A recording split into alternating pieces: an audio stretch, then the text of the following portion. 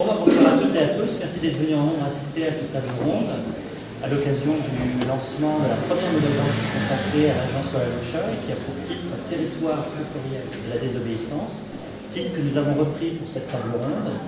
Alors cette notion de désobéissance peut faire rire, peut faire parler, peut faire débattre. Elle est apparue ou réapparue il y a très peu de temps sur un ouvrage consacré à Renzo Piano. L'éditeur a pris le parti de choisir pour titre La désobéissance de l'architecte et a pris parti d'associer à ce titre une photo de Renzo Piano où il paraît dans la force de l'âge avec sa veste à carreaux plutôt raisonnable et sage. Alors cette association de la désobéissance avec une figure aussi sage, peut-être que Renzo Piano peut troubler. Néanmoins, Renzo Piano a porté avec Richard Rogers il y a plusieurs années maintenant, le Centre Pompidou qui incarne l'esprit de mai 68 et qui était du seul une forme de désobéissance, sinon de contestation. Sans faire l'histoire de la contestation en architecture, ce soir nous allons aborder le thème sous un angle différent, à savoir les territoires de la désobéissance. En territorialisant la désobéissance, on peut essayer à travers ce dialogue d'envisager différents espaces, physiques ou non, où la désobéissance serait possible, serait salutaire, ou elle serait peut-être impossible. Et donc pour approcher cette géographie, nous allons ce soir échanger avec Tariq Oualalou, cofondateur avec Ina Choy de l'agence Walalochoy. Nous allons également évoquer tous ces thèmes-là avec Sébastien Marot. Vous êtes philosophe de formation, vous êtes enseignant à l'école de l'architecture de Marne-la-Vallée. Olivier Raffaelli, vous êtes architecte, fondateur de l'agence Triptyque, vous illustrez par une production à la fois en France et au Brésil. Mathias Armongo, vous êtes architecte, fondateur de la WP, vous avez aussi une expérience internationale très intéressante, on pourra évoquer ensemble cette notion de territoire. Et enfin, Nicolas Bonenfant, vos fleurs vous trahissent, vous êtes architecte et paysagiste, et vos lumières seront également très précieuses ce soir. Alors, je tiens à préciser, la table ronde va s'organiser en deux temps. Un premier temps où on abordera ces notions de territoire et de désobéissance, de territoire de désobéissance, et un deuxième temps où on reviendra sur des thèmes portés par cette monographie. Le but est aussi de vous donner envie de vous plonger dans ces 4 livres, de les regarder, mais aussi de les lire, puisque les textes qui y sont présentés sont particulièrement forts, riches et percutants. Donc tout d'abord, ma première question se dirige vers toi, Tariq. Pourquoi avoir fait une monographie? Alors, je vais faire une grosse question, tu feras une grande réponse. Pourquoi une monographie, sachant que généralement les monographies sont des exercices parfois sont extérieurs aux agences, ce sont des exégètes qui vont disserter sur une production, et parfois ce sont des productions internes qui ont soit pour but un travail introspectif, rétrospectif, pour donner un sens à plusieurs années de travail, mais aussi qui ont vocation à être un outil de communication. Or, un outil de communication où on prend la désobéissance peut paraître curieux, donc j'aimerais savoir pourquoi cette monographie, pourquoi ce titre, et à qui s'adresse-t-elle aussi? D'accord. Alors, on a mis du temps à accepter l'idée de faire une monographie. Ça fait 15 ans que Lina et moi travaillons ensemble, et on a essayé, un peu comme ce dont tu parlais tout à l'heure, de regarder la trajectoire qui a été la nôtre depuis 15 ans, et on ne voulait absolument pas que quelqu'un l'écrive à notre place. On commence à se sentir à l'aise dans ce que l'on fait, dans ce que l'on dit, dans les positions qu'on prend. Et on a voulu regrouper une 50aine de projets, peut-être un petit peu plus, de ces 15 dernières années, en essayant d'expliquer non pas ce que l'on fait, on ne raconte pas les projets, mais d'essayer d'expliquer pourquoi on les fait. Et tu as raison de dire que la question de la désobéissance, c'est peut-être pas ce qu'il y a de mieux pour essayer de communiquer, mais je crois précisément que c'est un exercice qu'on refuse la communication.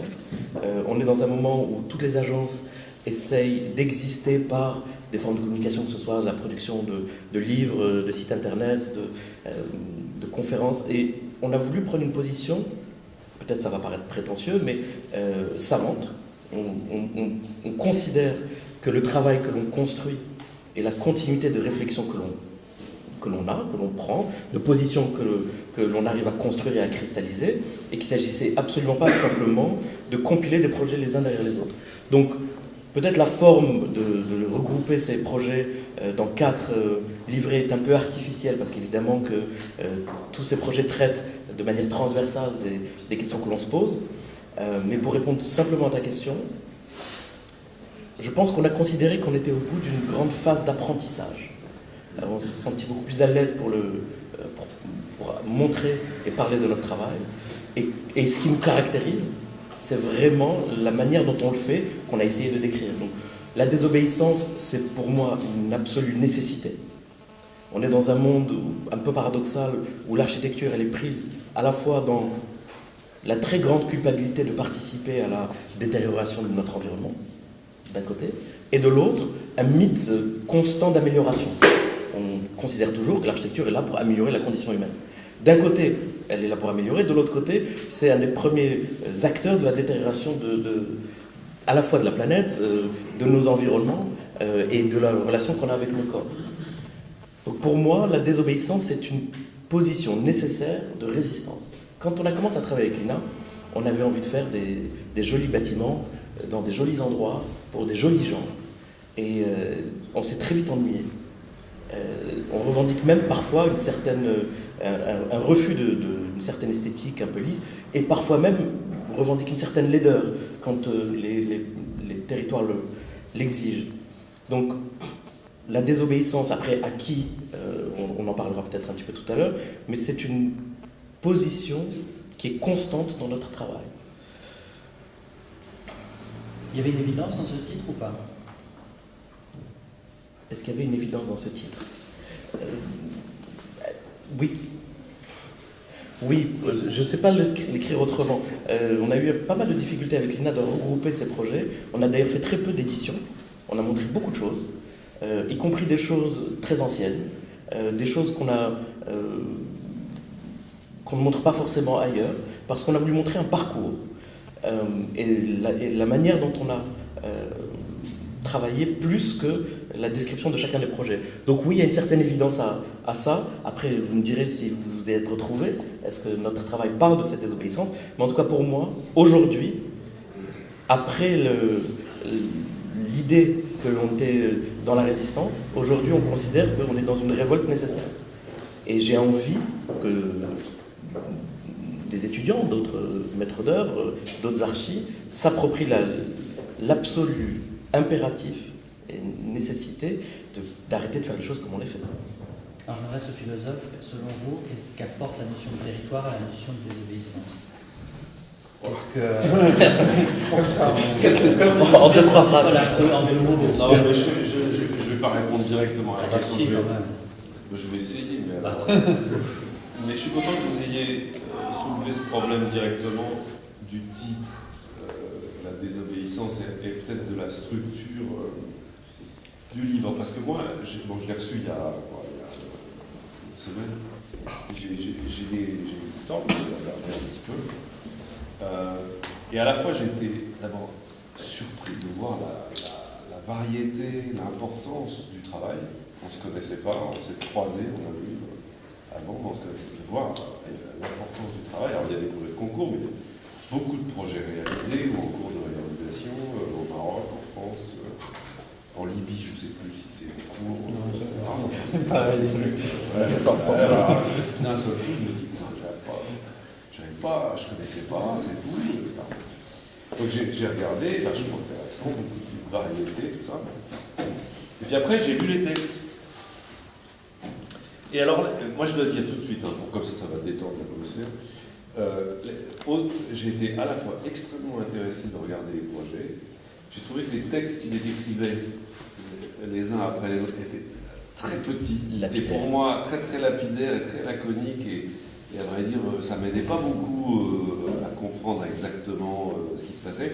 Alors je ne suis peut-être pas le lecteur habituel, j'en sais rien, mais c'est vrai que j'aurais aimé être un peu plus informé sur ces projets, comprendre de quoi il s'agissait, ça, un petit peu plus, voire beaucoup plus. Après, les textes, alors, les textes c'est intelligent, ça tape dans beaucoup de questions aujourd'hui. Ils le font de façon, on peut en parler, bien sûr, de façon très générale, très peu démonstrative. C'est-à-dire qu'en gros, ils ne m'apportent pas beaucoup plus les textes généraux pour la compréhension de la démarche des projets particuliers c'est vrai qu'il y a un peu, alors vous êtes des super battleurs sur la question de la désobéissance, la guérilla, j'en passe, mais il y a d'autres. Enfin, je veux dire, c'est la guerre. C'est la guerre. C'est la guerre. Après, on regarde les projets, on se dit, tiens, ah bon, c'est la guerre. C'est pas vraiment la guerre, ça se passe assez bien. Enfin, je veux dire, vous voyez, l'agence marche bien, les projets sont jolis, enfin, je suis vraiment bien, quoi. Donc, quel est quoi le problème? Il y a un peu un truc bizarre entre la production, où tout a l'air de fonctionner assez bien. Je comprends que les textes fassent état, au fond, ce que tu disais, de la culpabilité des architectes, parfois, du sentiment de participer à quelque chose qu'ils ne maîtrisent pas trop et que peut-être c'est pas si bien que ça, etc. Mais en gros, vous, ça fonctionne super bien, apparemment. Et puis à côté de ça, un discours, putain, un discours. Mais en même temps, c'est pour ça que je suis content de participer à ça, parce que j'aimerais bien aller un peu plus au fond de ces questions. La guérilla, en effet, contre quoi? La désobéissance par rapport à qui, etc. Parce que désobéissance juste comme ça, moi j'ai l'impression de me retrouver à l'école maternelle. Putain, il ne faut pas désobéir. C'est pas un concept. Je ne savais pas que Piano avait utilisé ça. Donc il y a apparemment un problème dans le milieu de l'architecture sur l'obéissance, la désobéissance. Mais je ne savais pas. Donc je suis content qu'on parle un peu de ça, parce qu'il y a pour moi une assez grande, discrepancy entre la production qui est montrée, une lutte et un manifeste contre le confort. Parfois, on voit les hôtels, ils ont l'air assez confortables. Oui, je veux dire. Non. Alors, on va revenir sur tous ces thèmes-là après. Okay. Mais qu'est-ce que le titre vous inspire? Je vous dis, maternelle. Pour moi. D'accord. Non mais désobéissance, je n'ai jamais eu. Il y a le traité de la désobéissance civile, il y a ça, il y a tout ça, il y a la Boétie, il y a plein de choses qu'on peut invoquer. Mais j'ai du mal vraiment aujourd'hui à mettre ensemble des textes manifestes qui sont au début de chacun de ces volumes et la production que je vois, même si voilà, j'aimerais bien arriver à préciser un peu ça. Alors pourquoi des territoires, pourquoi au pluriel? C'est-à-dire qu'il y a des territoires où on ne peut pas désobéir Peut-être pour répondre très précisément à la fois à la question que tu poses et à cette schizophrénie que tu relèves. D'abord, on a pris le parti justement de ne pas décrire les projets, simplement de les montrer. D'abord parce qu'on croit beaucoup à la dimension du secret dans la manière dont on produit, on en parlait tout à l'heure. Pour arriver à faire ce que l'on fait, tu as raison de dire, on a la chance de bien marcher, on passe par un process qui n'est absolument pas dissible. C'est sale, ça pue, c'est compliqué, ça triche, ça ment, ça vole. Donc d'essayer de reconstruire et de réesthétiser le process de la fabrication du projet, c'est quelque chose que l'on refuse. Maintenant, ce qui n'empêche pas que la position qui est la nôtre pour amener à ce travail-là, elle est celle qu'on décrit. Je vais essayer d'être plus précis. Je considère que la prérogative qui est la nôtre, la fonction de notre métier, doit aller largement au-delà de la relation à la maîtrise d'ouvrage. Aujourd'hui, la maîtrise d'ouvrage, on a une relation contractuelle avec elle, qui est nécessaire, mais qui ne peut absolument pas être suffisante. Je considère qu'on a une responsabilité vis-à-vis de toutes les autres personnes qui vivent les territoires que l'on fabrique, et qu'au-delà de ça, l'architecture doit également témoigner d'une relation entre le vivant et l'inerte, c'est un agencement entre le sol et le ciel. Ça ne peut pas juste être la réponse à un programme, la réponse à un contexte, la réponse à une matérialité. Donc, de ce point de vue-là, on est toujours en constante situation de désobéissance et de guérilla avec le rapport de ce qu'on nous demande. On nous demande de faire quelque chose. Cette chose-là ne nous intéresse pas. Le programme nous intéresse rarement. Le rapport au contexte, on en parlera tout à l'heure, on l'évacue. Et on se pose toutes les autres questions. Après, comment on arrive à faire ça sans se faire virer de tous les projets? C'est pas évident. Ça arrive assez souvent que nos maîtres d'ouvrage ne soient pas très contents de nous. Mais on les met en situation de participer également à cette nécessaire révolte. Pour moi, le fait qu'on le montre de manière très lisse, un peu brillante, avec des jolies choses, ne veut pas dire qu'on ne prend pas cette position de manière radicale, dans absolument tout ce qu'on fait. Moi, il y a un truc quand même qui me fascine, c'est que ça, c'est produit pour beaucoup des projets, c'est au Maroc, n'est-ce pas? Il y en a beaucoup qui sont... Entre autres. Et moi, ce que je trouve incroyable, c'est que par exemple au Brésil, qui est un pays comme structuré, moderne, ainsi de suite, dans lequel on travaille beaucoup, on n'arrive jamais, mais jamais à faire un dixième de ce que tu fais de ce qui est montré dans ce boulot. Et d'ailleurs, pour moi, ça me fascine. J'en discutais avec mes associés. C'est comment vous faites pour arriver à devant, dans un pays émergent où il y a une complexité, enfin émergent, avec je ne sais pas le Maroc, mais à créer ce cadre de commande, comment vous inventez cette commande, alors que nous, on est incapables, ça fait 15 ans qu'on essaie de faire quelque chose de construit, et que tout finit toujours de manière dramatique. Et pour moi, c'est ça ce que j'ai compris, puisqu'on a travaillé un peu ensemble, et dans cette désobéissance, c'est le mot, c'est cette capacité qui est extraordinaire à désobéir au client qui te pose une question, et à réinventer un truc, et à la fin donner un résultat qui peut-être peut paraître peut-être pas de désobéissance, mais qui est en vérité une radicalité. On connaît le contexte et l'impossibilité dans des pays comme cela de faire quoi que ce soit réellement poussé. Moi, je suis absolument fasciné. Alors, je comprends la désobéissance dans ce sens-là. T'es arrivé il n'y a pas longtemps, je sais pas. Tous les projets qu'on mène ensemble, chaque fois ça se finit. Il faut tout réinventer. Il faut être autre chose qu'un architecte, autre chose qu'un maître d'œuvre. Il faut être au-dessus de tout ça. Il faut désobéir à toutes les règles qui nous sont posées pour pouvoir arriver à créer quelque chose dans un pays comme le Brésil, par exemple.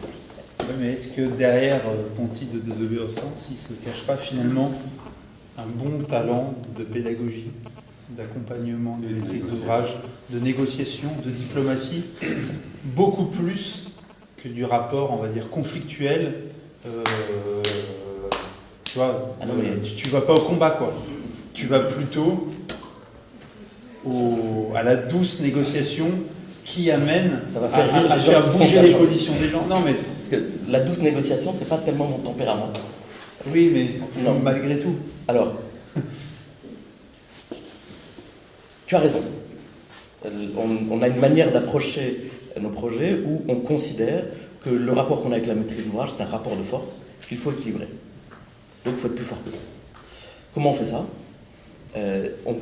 Et ça, vraiment, c'est quelque chose qu'on a formulé, non pas théorisé parce que ce serait prétentieux, mais on a considéré que l'espace qui était celui du projet architectural était trop étroit. Et qu'on arrivait au moment où tout est déjà tout décidé. Le site, le budget, le programme, le territoire, etc. Donc, tout le travail qu'on fait, c'est de commencer beaucoup plus tôt. La plupart des projets sur lesquels on a travaillé, ce sont des projets qu'on a inventés, dont on a considéré qu'ils étaient nécessaires. Il y a beaucoup de projets où personne nous a dit « Tiens, ça serait bien que tu fasses ça ici ». Alors, comme on a commencé comme ça, du coup, tous les autres projets où on vient nous poser une question, on les défait. On recommence toujours par dire... D'abord, on commence toujours par dire non.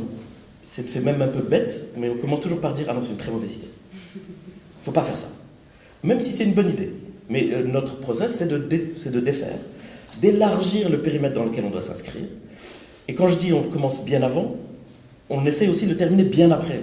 Donc on invente, non pas les conditions dans lesquelles on fait notre métier, mais on essaye de faire en sorte que la conversation qu'on essaye d'avoir la plus savante possible avec l'ensemble des gens qui sont autour d'un projet, parce que parfois on prend en otage la maîtrise d'ouvrage par l'administration et l'autorité, parfois l'inverse, parfois on utilise l'académie, qui est un excellent levier vis-à-vis et de l'autorité et de la maîtrise d'ouvrage.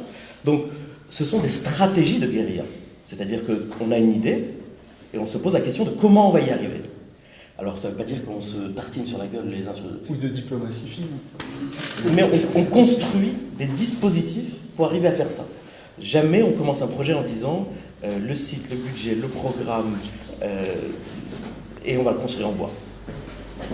Si. Non, autrement dit, tu dis en gros, il faut être intelligent. Oui. Voilà. Mais il faut avoir envie de le faire. Mais c'est intelligent. Il faut avoir envie de le faire. On devrait tous l'être. Ouais, non, on devrait. Non, mais ce que je veux dire, c'est qu'il faut être intelligent et que probablement il y a des conditions, il faut savoir, comment dire, travailler dans des conditions particulières qu'on connaît plus ou moins bien, etc., pour y avoir, je sais pas, vécu, pour les connaître, et puis pour y avoir quelques ficelles aussi. Donc, il faut être intelligent. Mais si tu veux, moi, c'est vrai que, pour rien cacher, les termes de guérilla, de tout ça, ça me fait un peu chier. Je peux comprendre, mais prenons un autre exemple. Mais ça te fait chier pourquoi? Mais ça me fait chier parce que les mots ont un sens. Les mots ont un sens, c'est-à-dire que la guérilla, c'est pas quelque chose de juste. C'est pas de la négociation. Non, mais C'est pas toujours de la négociation. Alors vas-y, explique-moi une situation de guérilla. Dans un projet. Prenons le cas d'un projet urbain. Ok. Je considère, et là je vais rentrer dans la guerre, je considère que la ville, elle ne se fait pas en la planifiant.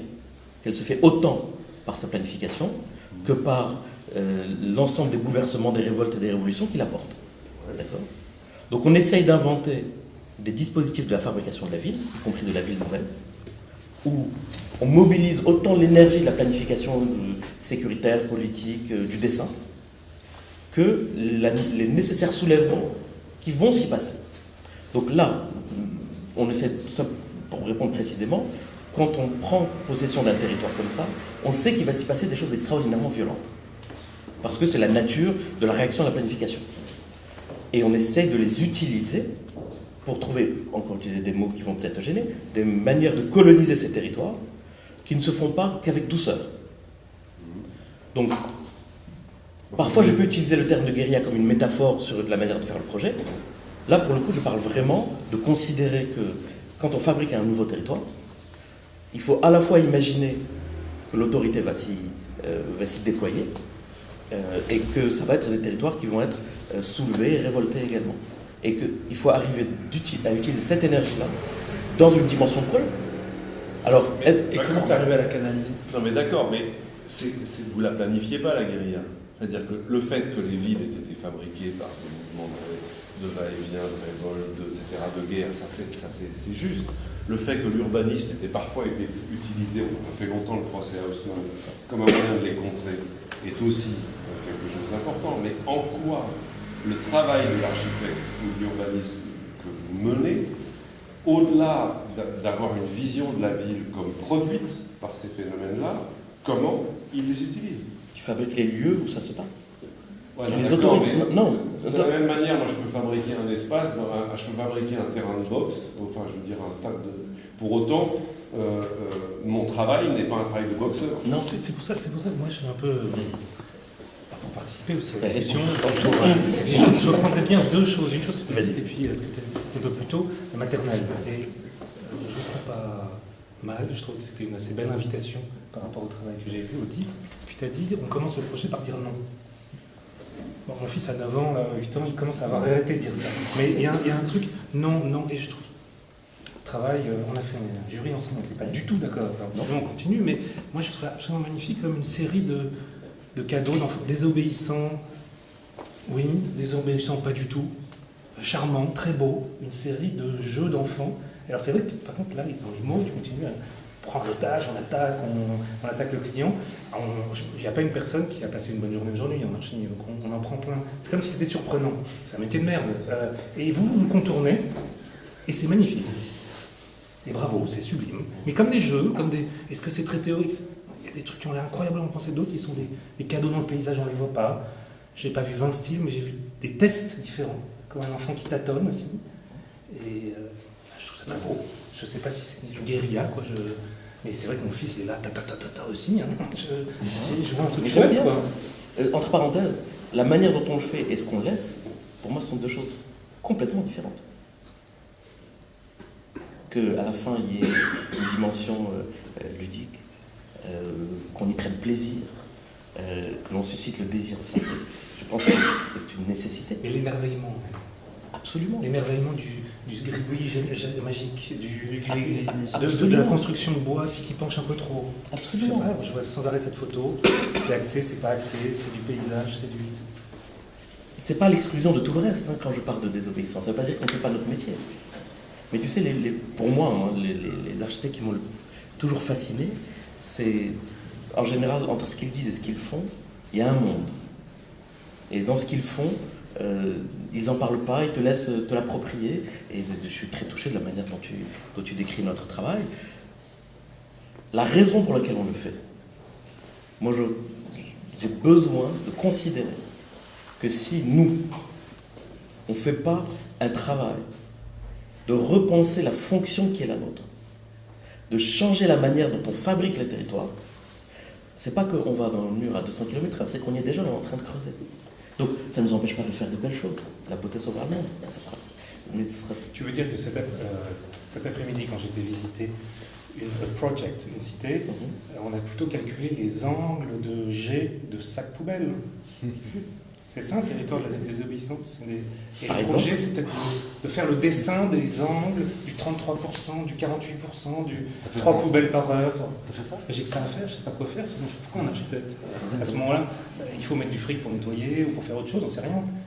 Mais ils ne savent pas très bien comment faire, ils font un marché, ils appellent un archi. Trouvez-nous une solution. Donc on mesure les angles.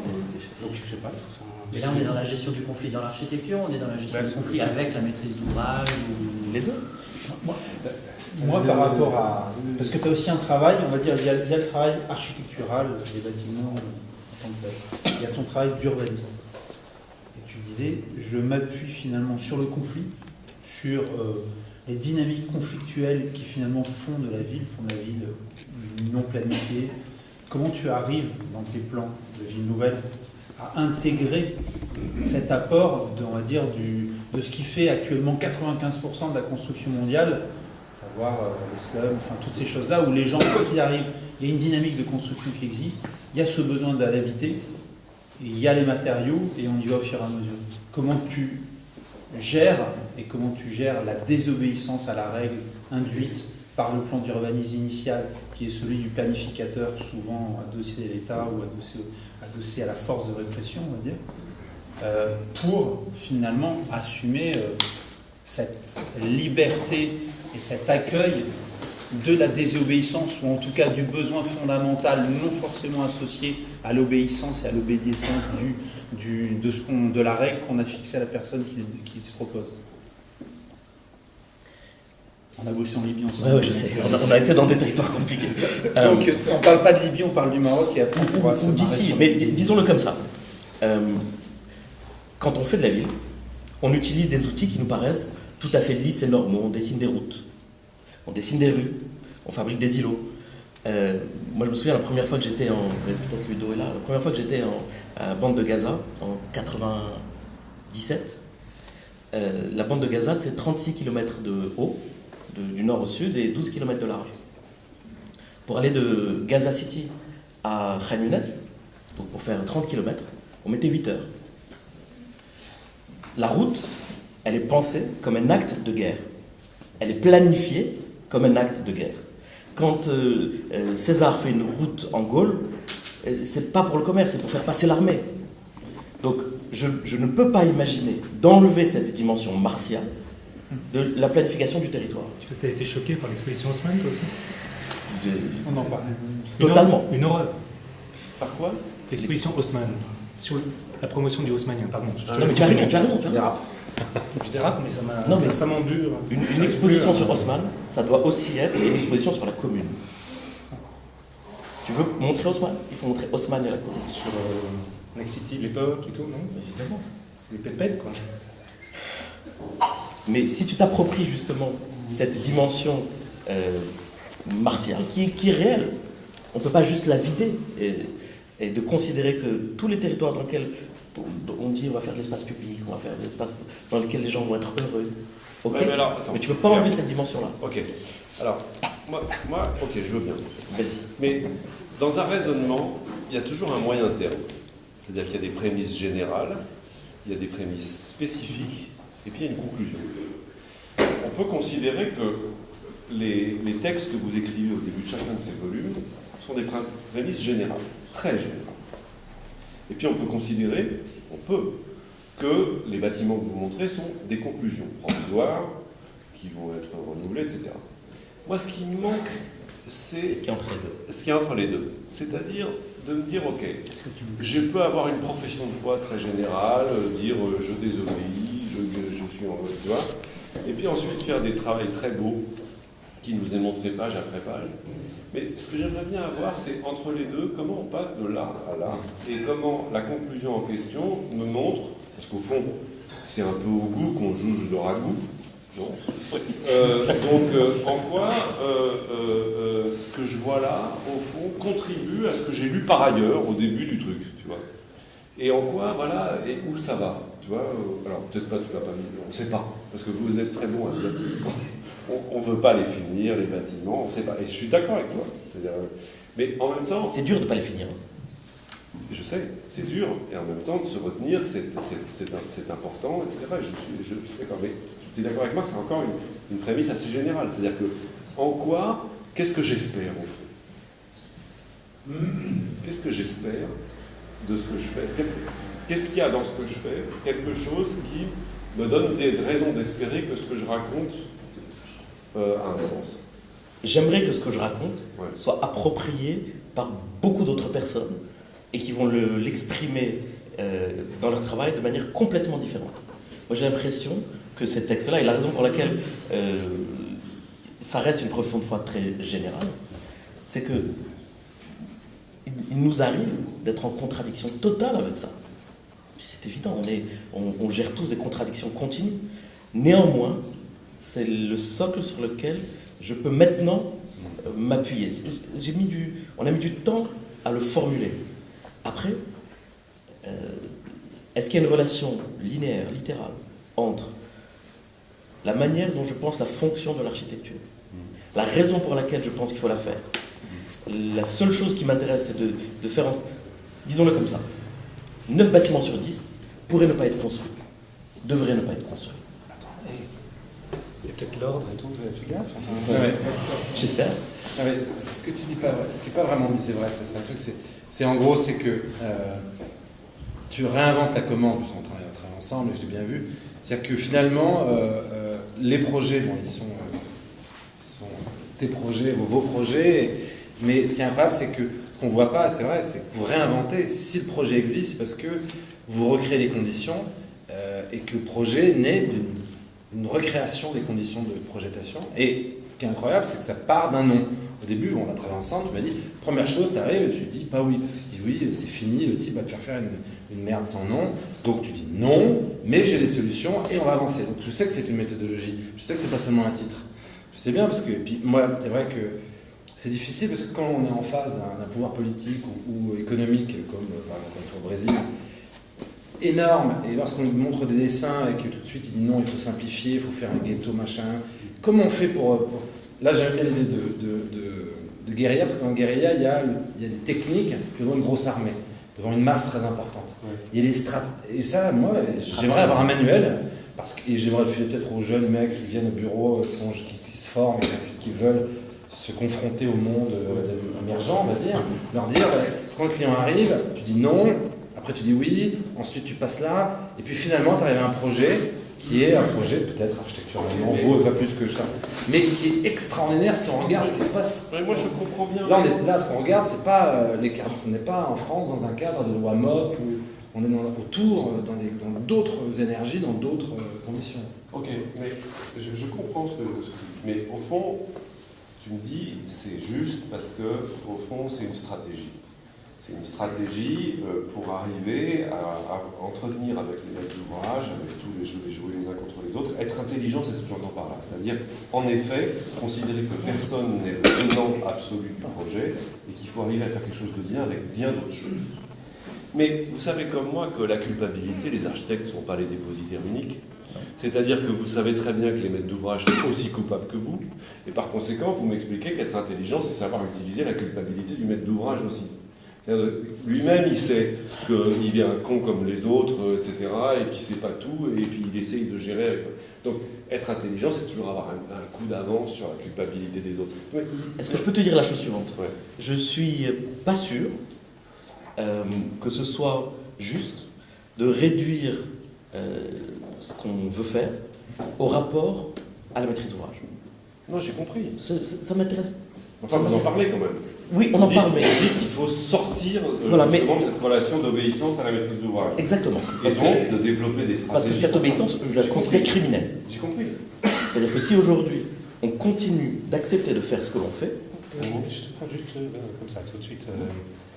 Passons au-dessus de la maîtrise d'ouvrage. C'est ce qui qui peut être très m'intéresse étonnant. pas. Ce qui peut être très étonnant, c'est aussi Donneur à votre âge, la quantité d'œuvres réalisées. Il y en a qui doivent avoir les yeux qui clignotent. Moi, je suis complètement ébahi. Et je me dis aussi, ils ont 300 personnes, ils roulent en Porsche. Enfin, si t'étais suisse, tu vois, le truc, là, avec le manuel. c'est pas le cas. Et oui, bon, c'est aussi, mais t'as peut-être fait 20 fois faillite, je sais rien, moi, c'est notre vie. Mais, et si tu te dégageais de ça, parce que vous faites une monographie, on vient, je ne connais pas, on vient avec intérêt de venir discuter, tu vois, donc il y a quelque chose, c'est quoi? Tiens, ils ont fait ce bâtiment qu'on a vu 25 fois, ça on ne sait pas du tout ce que c'est, donc vous allez gagner plein de trucs. Non mais, je te prends, c'est le but aussi, il y a une tactique. Bon, d'accord, mais donc tu vas pouvoir passer carrément au-dessus. Alors qu'est-ce que tu fais maintenant? Puisque tu es libre d'allumer, tu n'as plus besoin de dire non, puisque tu vas passer au-dessus. Disons que scénario... Tu es déjà passé au-dessus. Oui, tu es peut-être déjà passé au-dessus, ça, excuse-moi. Mais tu passes au-dessus de l'idée de la commande. Elle va venir à toi, ou tu vas presque pouvoir choisir.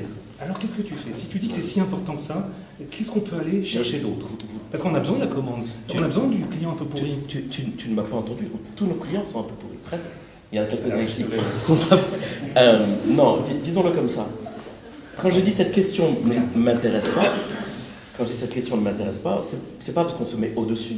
C'est que je considère que la commande elle vienne ou que tu gagnes un concours, ça ne te permet pas de modifier fondamentalement les conditions dans lesquelles le projet se fait. Donc, même si on a le choix, on continue à s'embarquer avec Lina dans des histoires exotiques, inimaginables, dans des territoires extraordinairement compliqués, avec des gens qui n'ont pas nécessairement envie d'être embarqués là-dedans. On pourrait se mettre au-dessus. On ne le fait pas. Moi, ça ne m'intéresse pas de tartiner du mètre carré. Il faut avoir les moyens de la désobéissance. Il ne faut pas avoir le choix. Quelle est l'économie de la désobéissance pour une agence? On en parlait tout à l'heure. Lina et moi, on se donne pas on n'a pas le choix. On ne sait pas faire autrement, maintenant. C'est peut-être un peu pontifiant ce que je vais dire, mais on est obligé de penser à faire les choses différemment. Ça ne peut pas durer. Donc aujourd'hui, quand on vient, on nous pose des questions auxquelles les réponses sont déjà formatées. Dessine-moi un bâtiment de 300 logements sur un terrain où tu peux faire ça. À la lettre, ça ne m'intéresse pas. Oui, mais quand même, juste comme une porte aussi pour éclairer certains des travaux, il y a plusieurs chapitres. Tu voulais peut-être en parler, mais il y a la culture, il y a disons, des regroupements de projets. Est-ce qu'il y aurait, par une des obéissances magiques, c'est-à-dire ça ouvre des portes comme Alice au Pays des Merveilles, vraiment tu t'inventes un petit monde là avec nous, vous iriez vers quoi? Plus des logements sociaux différents, c'est avoir le coup d'avance sur, je sais pas, aujourd'hui, qu'est-ce que c'est que réhabiliter? Moi je fais réhabiliter la défense. Ouais, à 30 ans, comment tu vas réhabiliter ton propre projet que tu as déjà construit? J'en sais rien. Est-ce que tu peux être libre comme ça? Est-ce que tu peux t'imaginer des trucs le coup d'après? Mais c'est ce que tu fais aussi. La désobéissance, c'est marrant parce que c'est très enfantin, mais sur un concours par Habitat, si les 3 concurrents contre lesquels j'étais la dernière fois, ils avaient tous été désobéissants. Ça a peut-être été incroyable, mais finalement on était tous on a respecté le cahier des charges, et s'il y en a un qui avait été désobéissant, il aurait perdu. Alors, en général, tu perds. Et ce qui est très étonnant là-dedans, c'est que... À Paris. Je parle à Paris. C'est-à-dire qu'il y a des obéissances en France. C'est pratiquement impossible. C'est-à-dire qu'on suit un cahier des charges. C'est très maternel. Mais dans le fond, c'est incroyable. C'est un mot qu'on devrait peut-être plus se mettre d'accord. On est 3 sections d'un concours. Bon, on va désobéir au cahier des charges. Ça n'est même pas l'esprit des architectes français. Enfin, français, je me mets dedans. Hein. On est vraiment pris dans un système qui nous protège énormément à travers la loi MOB et tout ça. Et le mot désobéissance, c'est rebelle, c'est ado, c'est gamin, c'est un mot finalement qui n'est pas... Oui, alors que ça ne devrait peut-être pas l'être. C'est peut-être un mot qui devrait justement être intéressant, se dire tous les 3, on est en concours ensemble, pourquoi on doit finalement suivre le cahier des charges qui nous est proposé, et si on se met d'accord pour ne pas le respecter et pour proposer un truc différent. Et là, on ne serait pas façadiste, on ne serait pas architecte des beaux-arts des années avant 68. Je te réponds en lisant le sentiment que j'ai. Vous voudriez désobéir unanimement. Tous ensemble. À la condition. Il est très fort. Non mais Olivier, juste pour te répondre. C'est clair que quand on se désobéit tous ensemble, c'est moins nice. Ça se voit pas. Je ne crois Ouais, pas.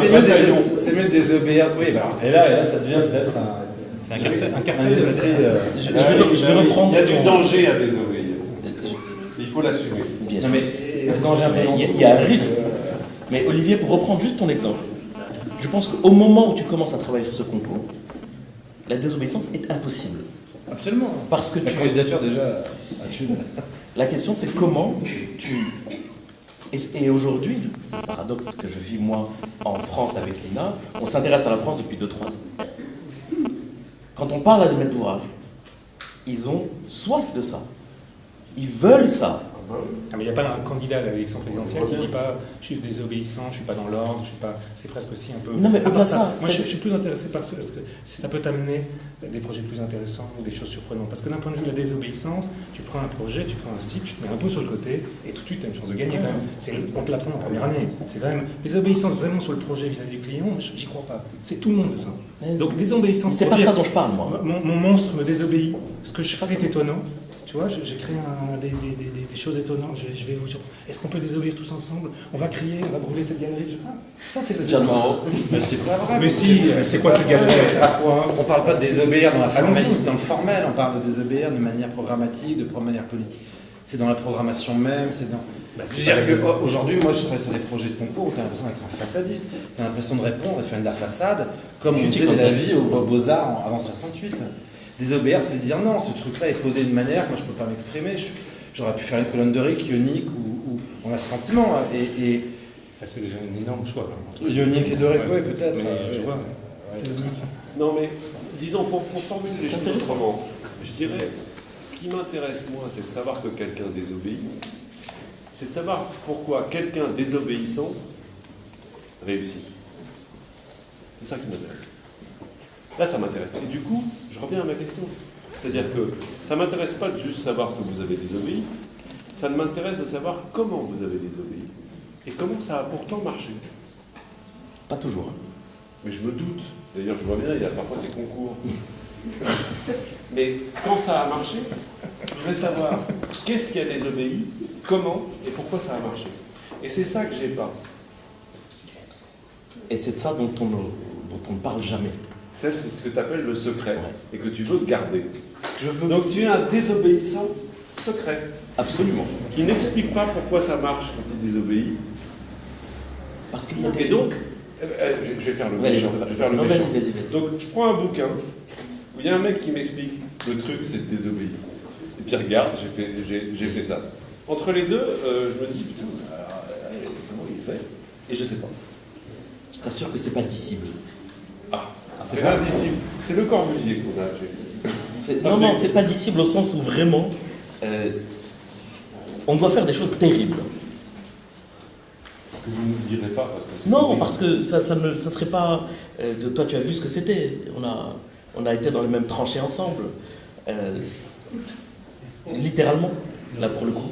Et pourquoi quand toujours se dit ces mots de guerre, mais en temps de paix, pourquoi titiller? D'abord, on n'est pas en temps de paix. En France, oui, et dans beaucoup de pays ici, en Europe. Parce que Au Maroc, on est en temps de paix. Quand je dis on n'est pas en temps de paix, c'est aujourd'hui, je considère, peut-être à tort, qu'on est face à une responsabilité.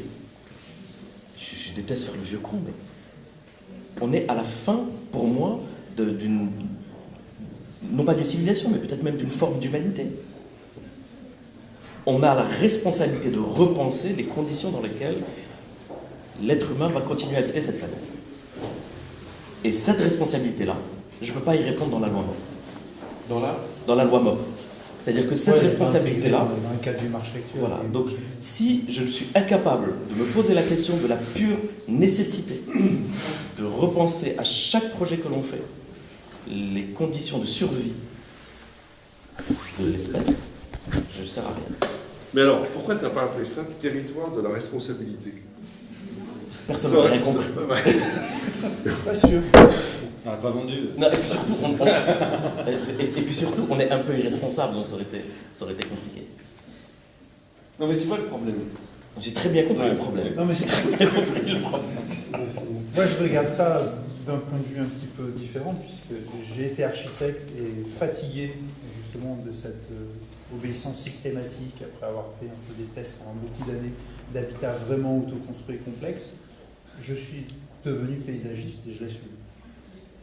Et quand on s'est mis à faire ce travail-là, on a fait ce constat réel qu'actuellement on nous demandait de construire selon des normes et selon des choses qui étaient obsolètes au moment où elles étaient écrites. Et à partir de ça, pour moi, la seule voie de désobéissance, mais je n'utiliserai même pas ce mot-là, de prospective réelle pour le futur, puisqu'on est plutôt, à mon avis, on n'est pas dans le cas de dire non à tout, on est dans le cas de trouver des solutions, en tout cas de réussir à tracer les lignes, c'était d'aller chercher un petit peu plus loin et de s'éloigner de la commande telle qu'elle est formatée actuellement par nos maîtrises d'ouvrage, où qu'elles soient. Et c'est vrai qu'il y a des pays, des fois en sortant de la France, on peut trouver des niches qui permettent d'aller un petit peu plus loin d'un point de vue prospectif, parce qu'on a d'autres sujets. Pourquoi il y a des niches dans des pays différents? On ne connaît pas la langue, on la lit mal, on ne comprend pas le programme, c'est un truc bizarre, tout le monde dit waouh. Oui, vu de la France. Oui, vu de la France. Mais ça arrive aussi. Le décalage pur est un décalage. C'est pas une désobéissance. C'est une naïveté. C'est des nouvelles problématiques. D'un point de vue du paysage, quand tu travailles sur un site où tu n'as absolument pas d'eau, tu es beaucoup plus prospectif qu'en France où il suffit de planter pour que ça pousse. Moi, je vais te parler vraiment. Donc, il est sûr que quand tu vas travailler au Maroc, tu vas avoir des images qui vont être très exotiques d'un point de vue de l'image. Mais dans la réalité, ce qui aura été appris et ce qui aura été appris d'un point de vue même de la résilience future de la société Nancy est très intéressant pour nous. Là, je te parle vraiment de projet, je ne te parle pas ni de position, désobéissance, pas désobéissance. C'est vraiment de projet. Je pense qu'il y a une partie des projets ici qui doivent se lire selon ce regard-là aussi. D'ailleurs, on est sur des territoires qui n'ont pas les mêmes normes, qui ne posent pas les mêmes questions. On n'a par exemple, à mon avis, pas du tout le même problème par rapport aux isolations. Enfin, toutes des choses qui ici sont devenues normatives et qui du coup te laissent le choix entre le trespas bleu à l'extérieur ou celui rouge. Et puis tu peux mettre toutes les couleurs si tu veux gagner le concours. Jean-Philippe, je vais répondre à la première question que tu m'as posée sur pourquoi on fait ça maintenant. Et je pense que on a beaucoup voyagé pour faire notre travail. Et on considère que ce qu'on a fait ailleurs doit nous apprendre à le faire ici. Et on arrive à un moment où on doit pouvoir le faire ici. Si on n'est pas capable de le faire ici, on est vraiment mal. Mais tu veux dire que qu'est-ce que tu pourrais... Tu prends un exemple, un projet. On a une très belle photo à côté de nous. Est-ce que... moi j'étais à Aix-en-Provence-hier. Est-ce qu'on ne peut pas construire ça à Aix aujourd'hui? Oui. C'est juste que c'est admirablement bien placé, il y a des proportions, il y a des matériaux. Moi, je ne me suis qu'à moitié. Franchement, je suis vraiment sur le titre, le texte, moi je ne sais pas écrire, donc je ne vais pas te dire que c'est bizarre ton texte. Mais pour le coup, c'est juste... moi, je ne savais pas que c'était autant au Maroc. Pour moi, je me suis dit, tiens, un architecte espagnol de plus. Dans le sens que c'est... Je ne vois pas d'impossibilité de construction, de contre la loi MOP, de I3F, tout ça. Moi, j'ai jamais touché à ça, je ne sais pas ce que ça veut dire. Faire une façade de couleur ou pas de couleur. Je suis désolé que ce soit triste pour vous, mais ça me semble être juste. Il y a des métiers qui sont un peu à la chaîne, quoi, comme d'autres, et vous n'avez qu'à pas les faire. Hein, si vous trouvez ça triste et vous voulez quoi, remplir de l'argent, vos bureaux. Non, il y a trop de clients, les clients riches apparemment, d'autres pas, d'autres t'inventent une commande, un espace public. Moi, c'est la diversité, la diversité. Là, l'espace public là-bas, il y en a un comme ça, un petit peu à Marseille. Oui, non, mais comme ça, attends, vaste aussi, comme ça, limpide, avec une rampe pour aller faire du skate comme des malades. Moi, ça me plaît. Je ne sais pas où est 100%. Est-ce que c'est l'invention du client? Est-ce que... Juste, on regarde. Je prends cet exemple, la place Pétri, qui est juste là. La commande du maître d'ouvrage, c'était faire un parking. Okay. 3 niveaux de parking. On est dans un territoire à Rabat où l'espace public, il est déambulatoire et commercial. C'est des avenues, le long des arcades, etc. Il n'y a pas une seule place dans toute la ville. On a dit, bon, ça ne marchera pas de faire juste un parking au milieu de la ville. La première chose qu'on va faire, c'est de raccorder ce morceau à 2 rues, donc on va rendre piétonne 2 rues. C'est con, mais ça a été extraordinairement compliqué. Et puis, non seulement on ne va pas faire un parking, on va faire une place, on va la décaisser, donc on va perdre un niveau de parking. Vous avez fait un parking quand même? Oui, sauf qu'on a fait un tiers de moins de parking. On fait une place. On met des commerces, qui ne s'était pas du tout demandé. Et puis ce truc-là, il est resté bizarrement un peu fantomatique. Personne n'est allé dessus pendant des années, pendant 2 ans. Les gens ne comprenaient pas ce que c'était. Et le premier réflexe de l'autorité, c'est de dire on va mettre une fontaine au milieu, ou on va mettre une montre, ou on va mettre une patinoire, parce que quelqu'un venait de revenir de Rockefeller Center à New York et s'est dit il a fallu un événement, un énorme concert, il n'y avait nulle part où le faire sur 100 000 ans. Cet événement a fait que tout d'un coup, le truc a marché. On ne nous a pas demandé de faire une place, on ne nous a pas demandé de faire de commerce, on nous a commandé un parking. Après, on a réussi à les convaincre, un peu en trichant. On a été comme ça. On n'a pas été toujours... C'est malin. On a été un peu malin, mais on est parti de l'idée qu'il fallait faire ce truc-là. Non, mais c'est normal, à part ça. Moi, je trouve ça normal. Ton histoire, je trouve ça absolument Normal. normal.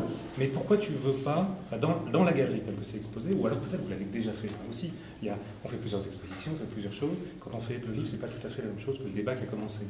Pourquoi tu ne veux pas qu'on mette la tête dedans et qu'on est tout simplement comme on nagerait dans une eau un peu étonnante? Est-ce qu'on va aller dans un milieu pour nous offrir des milieux différents? On ne sait plus où est le mur, on ne sait plus où est le sol, des nouvelles dimensions. Ça t'ennuie de le raconter comme ça? Parce qu'en fait, finalement, chaque architecte doit nous raconter une théorie incroyable. Et il se trouve que vous avez fait des bons projets. Pourquoi on n'en parle pas? La seule chose qui m'ennuie, c'est que je ressens chez moi la facilité de retomber dans le plaisir de l'architecture pour elle-même. Oui, je vois, c'est ça qui te... Et bien sûr que je prends plaisir à le faire. Dis-le-nous quand même. Bien sûr, mais non, sinon on serait pas là. Non, mais c'est ça que ça fait du bien quand même. Ça soulage. Mais c'est évident. À côté de ça, je pense que cette autonomie de l'architecture, elle est aussi dangereuse. Je trouve ça terrifiant que l'on arrive à se satisfaire que de ça et d'oublier. Donc le titre il est pour vous. Mais attention, parce que là tu es en train de dire je suis un architecte coupable. Plutôt que désobéissant, t'es là, t'es coupable. Bien sûr. Et on essaye de faire en sorte de trouver de redonner du souffle à notre métier. De lui retrouver une fonction qui aurait un sens. Pourquoi aller jusqu'à la provocation? Pourquoi critiquer le confort? Pourquoi... Ah mais ça, c'est pas la provocation, ça, je pense réellement ces choses-là. Je pense que la question du confort... Tu dors sur une planche en bois et... Non, mais je pense qu'aujourd'hui, la commodité du XVIIIe siècle, qui est devenue le confort moderne et qui est aujourd'hui un impératif de la composition architecturale, fabrique des territoires toxiques et pathogènes aujourd'hui. D'accord, juste. On prend la même place. Ouais. Le public, on se voit dans 2 choses, mais c'est le livre. Regardez là, parce que comme j'aime beaucoup l'espace public, je la regarde. Et le hardscape, c'est pas toujours facile de faire quelque chose de dessiné pareil. T'as démoli une montagne pour faire ça. C'est de la pierre. Et si c'est du béton, c'est aussi une montagne, bien sûr. T'es coupable. T'as rangé le paysage pour faire ta place. Bien sûr. Tu aurais pu couler un petit bitume de rien du tout, et dans 10 ans, ils font autre chose. Un truc statique. Donc tu veux ne plus le faire. Non, c'est pas ça. J'ai pas ravagé le paysage. J'ai inventé un paysage. Là, oui, mais t'as ravagé un autre pour le faire. Une des collines qui n'était pas loin n'existe plus. Non. C'est grave ou pas? Non. Ah ben voilà. Non, t'es hyper content. Non, mais moi, j'ai aucun problème avec la violence de notre métier. Donc t'as ravagé la moitié du paysage. Et j'ai aucun problème avec Moi, je suis ravi d'entendre ça. Mais mort au paysage. absolument. Qu'est-ce que tu en penses? Je suis complètement d'accord. Je suis tout à fait d'accord. Est-ce que je peux, moi, en retour, vous poser une question? Oui. On adore répondre. Je suis perplexe de la difficulté avec laquelle vous appréhendez ce terme-là, comme si c'était, comme s'il y avait une espèce d'inconfort. C'est-à-dire qu'on arrive à dire c'est une situation enfantine, on va écouter, tu sais, on va le laisser, il va arrêter. Il fait son petit tantrum dans son coin, il va grandir, et comme dit chez moi, il grandira et il grandira. Oui. Est-ce que vous n'êtes pas, vous ressentez pas l'absolue nécessité qu'on doit faire des choses différentes? Ah si. Ah non. Ah bah moi aussi. Ah, si. Ah non, je suis désolé. Moi j'ai vu un ou deux projets ici. Il faut dire que le système est pas mal. Non?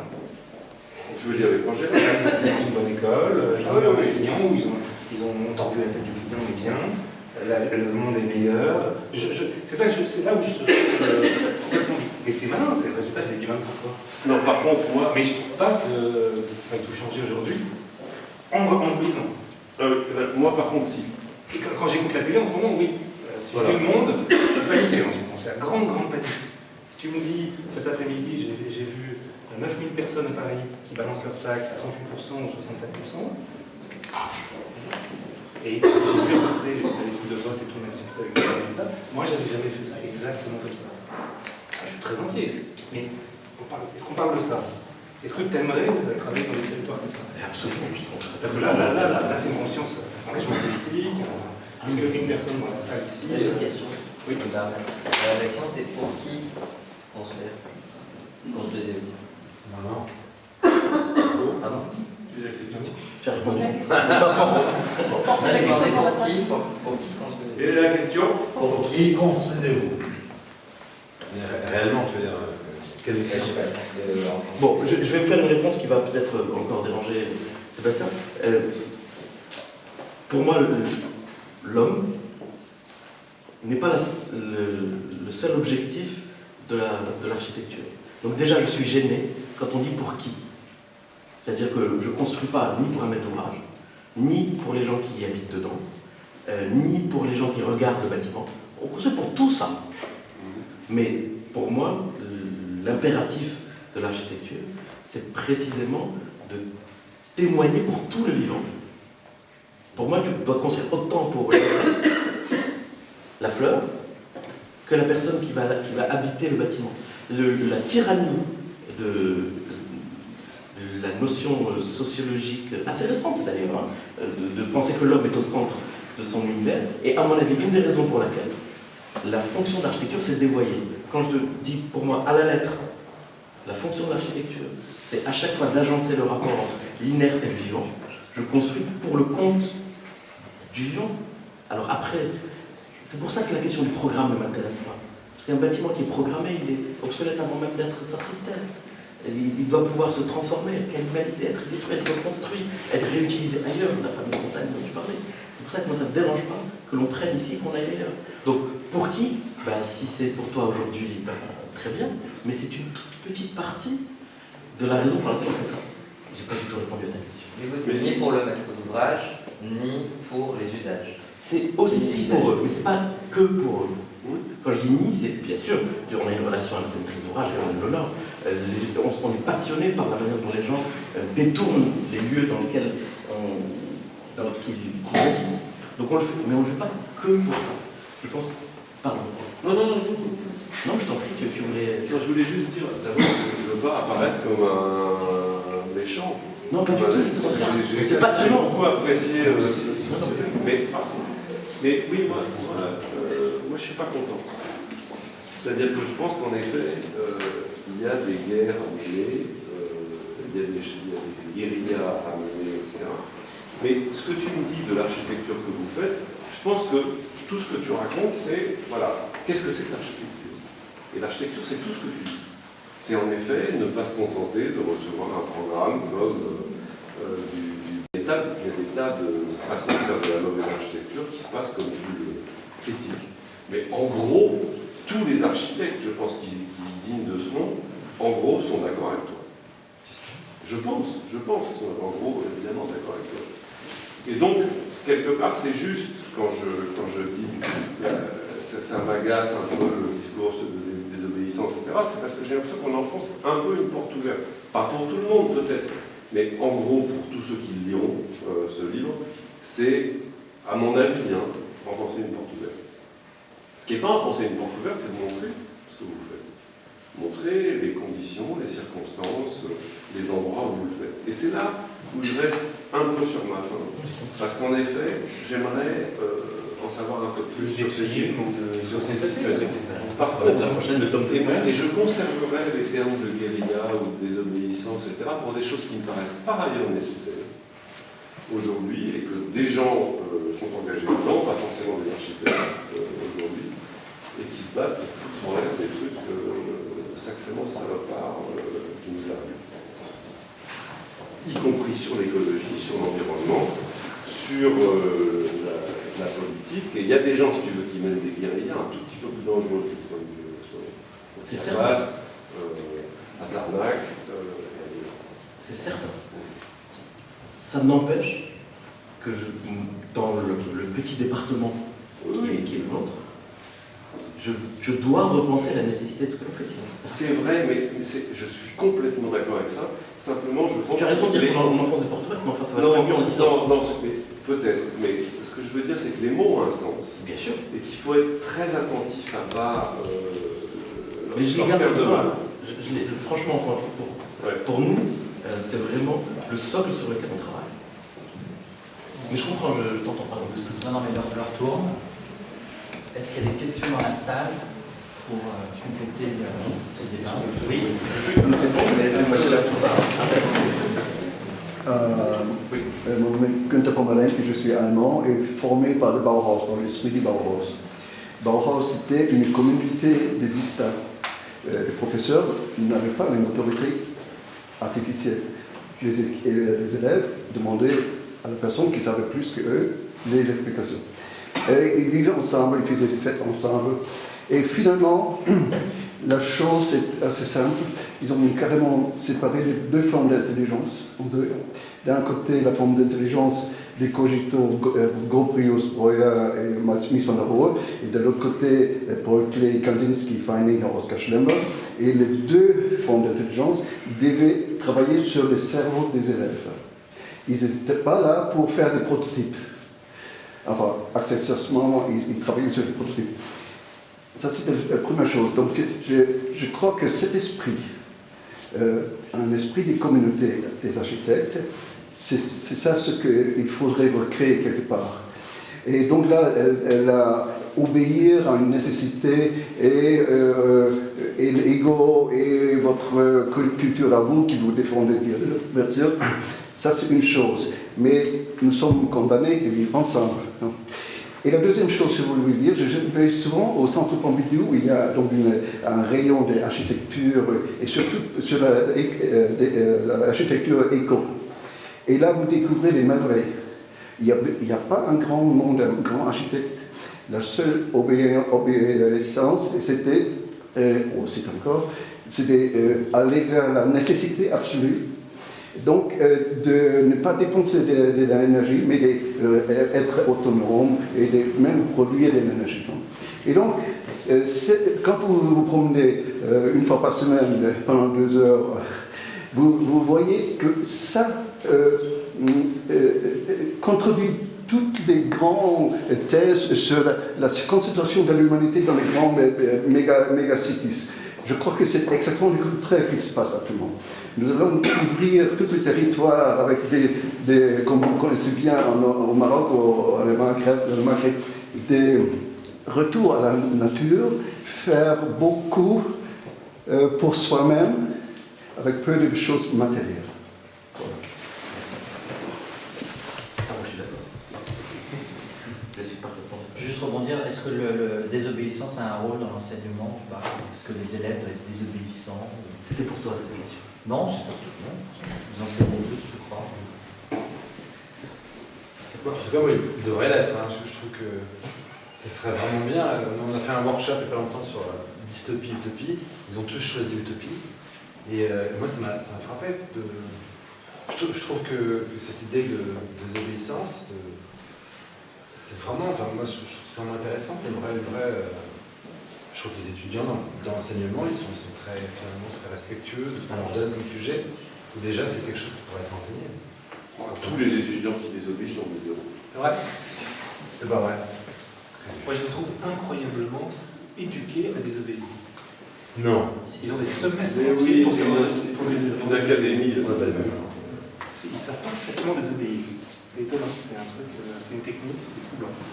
Mais je veux dire, dans le sens où déplacer la commande ou la reposer, bon, je vais poser la question. Monsieur le client, au bout de 3 mois, je reviens avec le diagnostic, je vous ai reposé la question. Ça marche, j'utilise aussi. Les étudiants désobéissent. Mais désobéir, c'est-à-dire... Tu sais que c'est pas ça. Alors, tes étudiants, par exemple, tu m'avais beaucoup surpris j'avais été surpris par les résultats, et typiquement, tu leur avais demandé d'attaquer, de grignoter la défense, comme une souris. Ils mangeaient les bouts de la défense, et puis ils recrachaient des mètres carrés en plus. Ils bouffaient un bout, et puis ils reconstruisaient 2 fois plus. Est-ce que c'est ça en fait? C'est oser attaquer d'un côté où c'est pas prévu, c'est pas logique, c'est pas. Et puis, malgré tout, on construit quand même beaucoup. Bon, d'abord, l'espace de l'université, c'est un espace de nécessaire spéculation. Donc la désobéissance liée à la spéculation, elle perd, à mon sens, une très grande partie de sa valeur.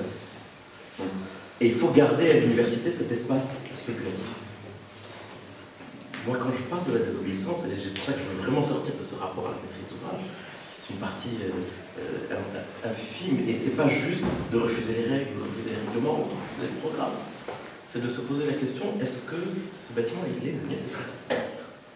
Est-ce que je pourrais ne pas le faire? Donc on demande, moi j'ai participé à des réunions, on a eu du mal à monter. Est-ce qu'on peut avoir. Il y a plein de projets où on m'a dit fais ça, je dis que c'est la meilleure chose à faire, c'est de ne rien faire. Mais quand la tombe à ça, Alphonse, c'est formidable. Je veux dire, et si vous faites ça, c'est formidable. Tout le temps. Le problème, c'est que cette exposition ne montre pas les trucs que tu Alors, c'est pas une exposition. Je te comprends, bien sûr. Et j'aime l'idée d'ailleurs qu'il y ait une schizophrénie entre la profession de foi et le projet. Parce que les deux approches sont pas du tout. Elles parlent de la même chose, mais les projets sont des cristallisations ponctuelles. Ouais, mais d'accord, mais quand même, si tu veux, quand tu mets ces deux choses ensemble, tu es quand même en train de parler de la même chose. Bien sûr. Ok. Mais il n'illustre pas. Ok, ben alors disons, mais tu sais, il y a beaucoup d'autres façons de faire des démonstrations que la déduction linéaire. Absolument. Tu peux très bien simplement indiquer en quoi une résonance se produit qui n'est pas forcément de déduction linéaire et qui peut être aussi tâtonnante et qui peut être tout ça et qui peut être, j'y arrive pas encore forcément totalement, mais c'est vers ça que je vais, etc. Si tu veux, là où pour moi il y a un peu un problème, en l'état, je dis pas. C'est juste, si tu veux, comme s'il y avait deux discours, et puis finalement, je sais pas. Je sais pas ce qui se passe entre les deux. Moi-même, je n'arrive pas à fournir les prémices qui me permettraient de faire le lien. Après, tu insistes, tu soulignes ça, mais aussi comme une sorte de ping-pong, si je peux me permettre. C'est aussi quelque chose qui passionne toi. C'est-à-dire que tu as des écrits. Est-ce qu'il y a une autre question dans la salle? On aborde la conclusion. Oui, on a c'est oui, oui. Moi j'ai plusieurs questions, je sais que vous n'avez pas beaucoup de temps. Alors d'abord, je remarque qu'il n'y a pas beaucoup de femmes dans votre groupe, dans votre table ronde. Il y aurait peut-être eu d'autres points de vue s'il y a eu une femme. C'est dommage de ne pas la montrer. Ensuite, vous avez parlé de terreur, de désobéissance au maître d'ouvrage.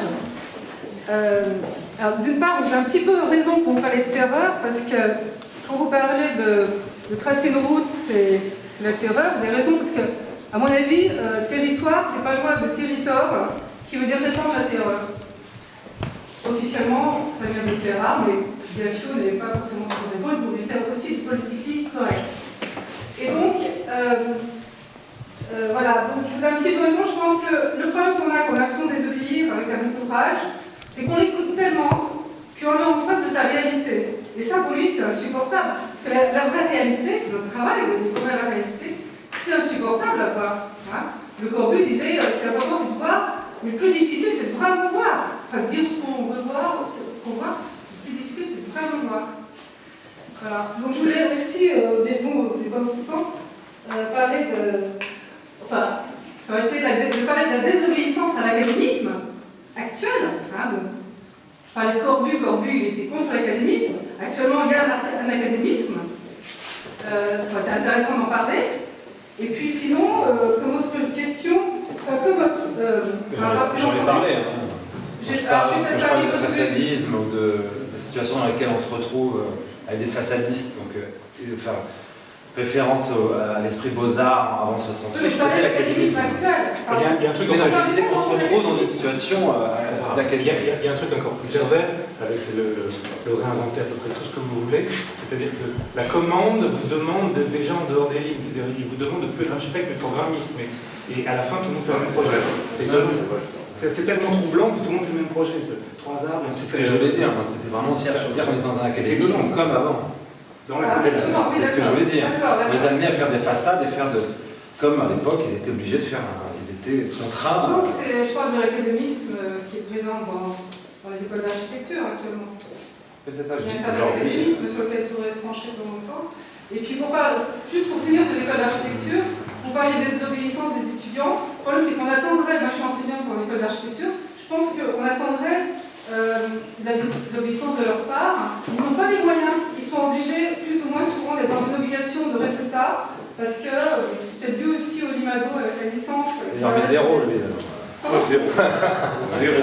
Voilà. Mais si vous imaginez, si les profs maintenant doivent donner aux étudiants les moyens de la désobéissance, il vaut mieux qu'ils aillent à la campagne. Moi, je les trouve trop bien, les écoles. Elles sont bien organisées, les étudiants sont bons, ils sont contents, ils ont tous les diplômes, c'est magnifique. C'est repeint, ça a été repeint par toujours. Pourquoi il faut repeindre les écoles? En architecture, ça sert à rien. Il faut faire des projets, il faut les promener. Ils obéissent. Il faut juste les obéir. Ils ne testent pas bien les limites. C'est trop joli, les écoles d'architecture. Ils ont tout est trop fait. Je sais pas pourquoi. Je sais pas, vous dites, mais ils sont magnifiques les écoles, non? Il y a des lampes qui marchent et tout. C'est bizarre. Pourquoi on a besoin de lampes qui fonctionnent dans une école d'architecture? Franchement, il suffit de se promener. Les profs sont. Moi, ils sont pas payés, mais sinon, ils sont ravis. C'est tout trop bien. Là, je vois, on a tous été étudiants, ça a pas mal changé. Je trouve ça un peu gênant, je trouve ça luxueux, je trouve ça. Mais troublant. Ça sert absolument à rien. Allons dans des parties abandonnés. Allons boire un coup, surtout. Allons boire un coup. Est-ce qu'il y a une autre question? Oui. Oui. On parle d'études, on en écouter une. Voilà ce que je pense, moi, de ce terme finalement qui était au cœur du débat. Désobéissance, alors je le définirais peut-être par son contraire. Obéir, c'est pour moi être outil, être un outil, ou maître d'ouvrage, peu importe. Tandis que désobéir, c'est inventer l'outil à chaque fois adéquat pour la situation. Et c'est la même position que j'ai essayé de développer même en projet. Je trouve que les écoles d'archi aujourd'hui nous offrent un cadre même plus ample pour expérimenter finalement, parce qu'on n'a pas le risque, parce qu'on n'a pas la responsabilité que ça marche, mais juste l'élasticité. Et par rapport aux critiques que vous aviez sur le point de départ du texte et ces images projetées, moi je trouve que c'est tout ce dont on a besoin. Moi j'ai pas envie que vous me dites comment vous faites, ni vous, ni personne d'autre.